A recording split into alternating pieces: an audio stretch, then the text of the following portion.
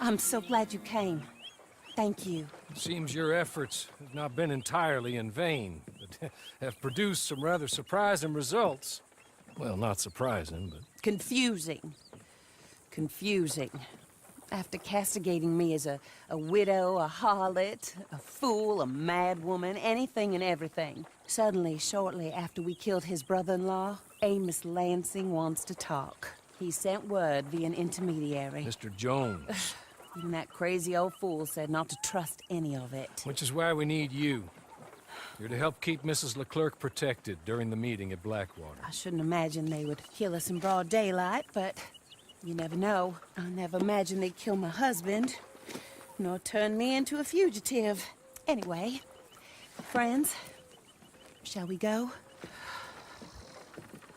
Today may go any number of ways, but I want to make sure once the shooting starts, all of them end up dead. One of you drive the wagon, the other keep guard. Thank you. All of you. This means... well, it means something. I don't know exactly what yet, but...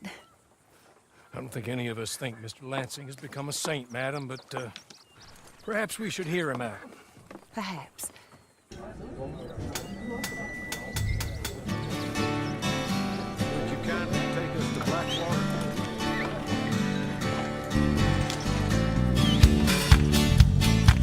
I do confess this is a most strange appointment. Like I said... Well, I don't know why I came here tonight. I got the feeling that something ain't right. Look him in the eye. I'm so scared in case I fall off my chair. And I'm wondering how I'll get down the stairs. Clowns to the left of me, jokers to the right. Here I am, stuck in the middle with you. Yes, I'm stuck in the middle with you. And I'm wondering what it is I should do. It's so hard to keep the smile from my face. Losing control, yeah, I'm all over the place. Oh, clowns to the left of me, jokers to the right. Here I am, stuck in the middle with you. Well, you started out with nothing and you're proud that you're a self-made man. And your friends, they all come crawling, slap you on the back and saying,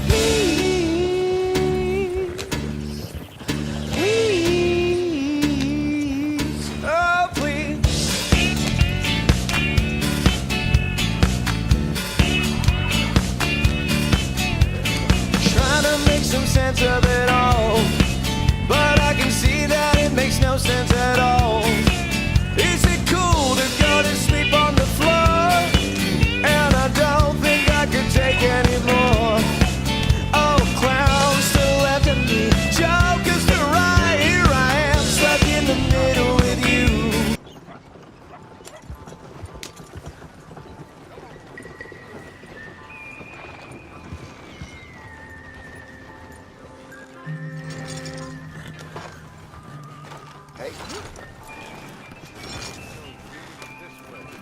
In the middle of town.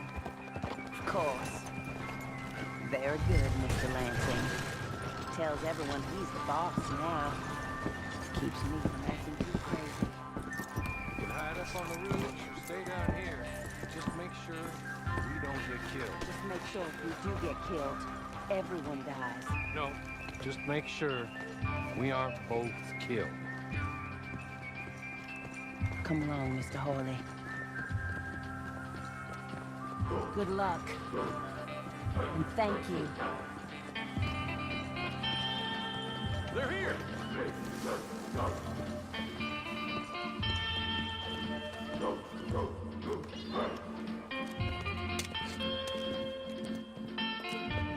Take this.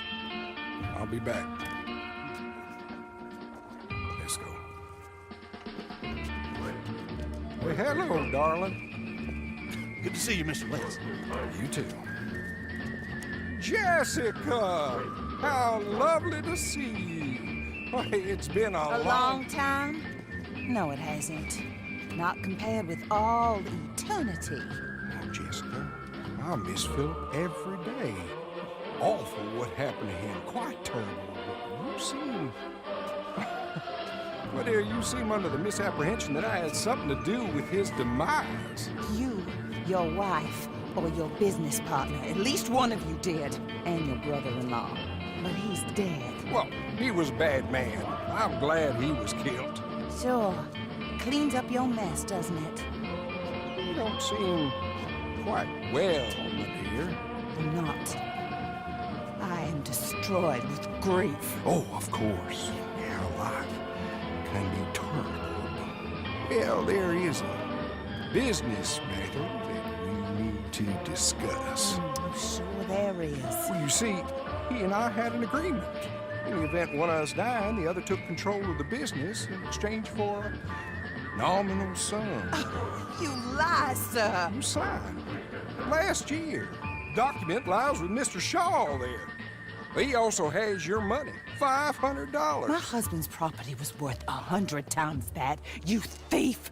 You murderous thief! Madam Leclerc, I will ask you to watch your manners. I have good standing in this town. Oh, you do you? I am a man of impeccable morality.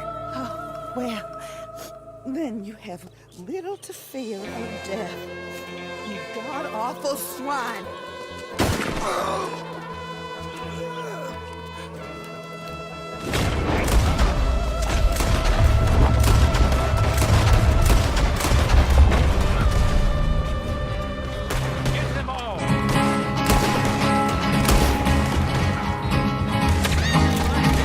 To the town of our Free rode a stranger one fine day. Hardly spoke to folks around him, didn't have too much to say. No one dared to ask his business, no one dared to make a slip. The stranger there among them had a big iron on his hip, big iron on his hip. It was early in the morning when he rode into the town. He came riding from the south side, slowly looking all around. He's an outlaw, loose and running, came the whisper from each lip. And he's here to do some business with a big iron on his hip, big iron on his hip. In this town there lived an outlaw by the name of Texas Red. Many men had tried to take him, and that many men were dead. He was vicious and a killer, though a youth of 24, and the notches on his pistol numbered 1 in 19 more, 1 in 19 more. Now the stranger started talking, made it plain to folks around. Was in Arizona Ranger, wouldn't be too long in town. He came here to take an outlaw back alive or maybe dead. And he said it didn't matter, he was after Texas Red, after Texas Red. Wasn't long before the story was relayed to Texas Red. But the outlaw didn't worry men that tried before were dead. 20 men had tried to take him, 20 men had made a slip. 21 would be the ranger with the big iron on his hip, big iron on his hip. The morning passed so quickly it was time for them to meet. It was 20 past 11 when they walked out in the street. Folks were watching from the windows, everybody held their breath. They knew this handsome ranger was about to meet his death, about to meet his death. There was 40 feet between them when they stopped to make their play. And the swiftness of the ranger is still talked about today. Texas Red had not cleared leather for a bullet fairly ripped, and the ranger's aim was deadly with the big iron on his hip, big iron on his hip. It was over in a moment and the folks had gathered round. There before them lay the body of the outlaw on the ground.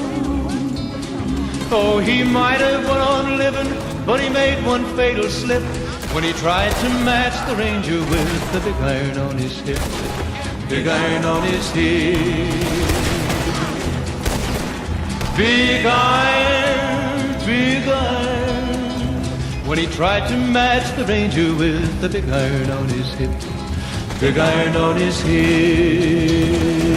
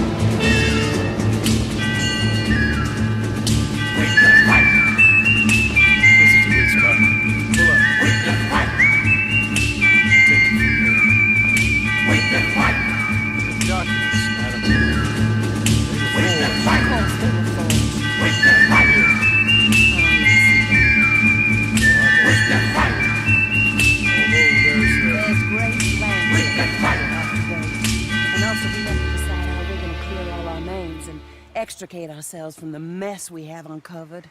Not sure the state authorities take too kindly to revenge killings, madam. No, I'm sure they don't. But that's a problem for another day. Because right now, that little plot is over. And my husband has been avenged. My friends, my true friends. I owe you more than words can say. Thank you. And should our paths cross again, and, well, I'm sure they may. But right now, I need to make myself scarce. And I recommend that you all do your best not to get into too much additional trouble. That's your business. My poor husband, he deserves so much better than this, but this is what he got. This is what we all got. Drive on, Mr. Hawley.